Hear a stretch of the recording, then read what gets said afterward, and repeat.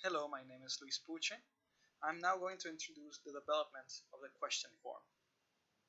The question form was a dependency for our peer evaluation and also our project evaluation form, which needed questions in order to submit anything. We can now look at the Mango page related evaluation questions. Over here we have a couple of acceptance criteria, and we also have the related tasks to what we need. We are now going to go over the class diagram for the question service. There are three attributes: the question string, the form type string, and the question type. We can save, we can get all, or we can get by type. The express router has the API router, which is the backend routes. The question service can create the questions. Question controllers uses the service to add the questions. The Angular router configures towards the front end, which is then seen by the question form. With that, you can submit, you can use the model, or you can disable. Over here we have a sequence diagram to create a question. First, the user, PI, accesses the question page. Then the question is created and submitted towards the repository. The repository will return a confirmation the question has been saved, that it is not a duplicate, and then the confirmation is displayed to the PI. For our use case for the questions, you can see that there's a PI to the left. The PI uses the question form, and then with that just submits the question. There's not much to it. I am now going to show how it all works. First, right here we go into the code. The first thing we look at is the server. Now, the server has our routes, and right here are our question routes, which are managed through Express. Over here we have the backslash questions, which will be important later on. We're going to look at the backend first.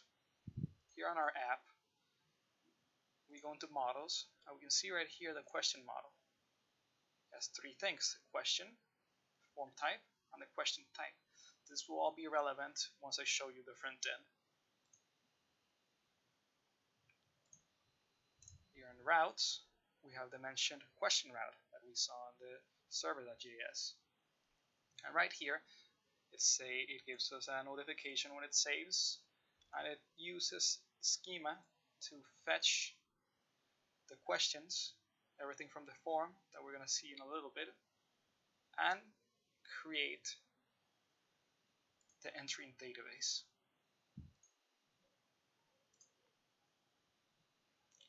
We go to public right here. Now we're going to our front end. We first start with JS right here, and these are our front end routes. Right here you can see our question route, which, remember, this same URL as before, queue control, and the question controller, as well as a direction to our question form.html. We're going to look at the service first. The question service is like this. It has everything that you need from the form data. It posts this to the question-questions.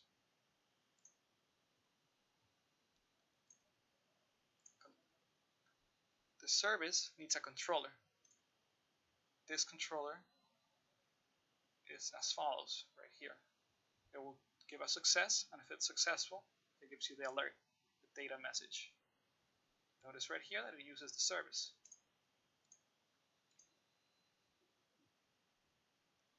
Now we can look into the HTML.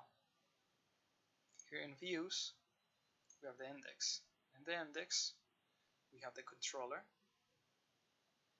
right here, and we have the question service right here. We also have the section for PIs, which means that they will only be able to create a question if you're under PI.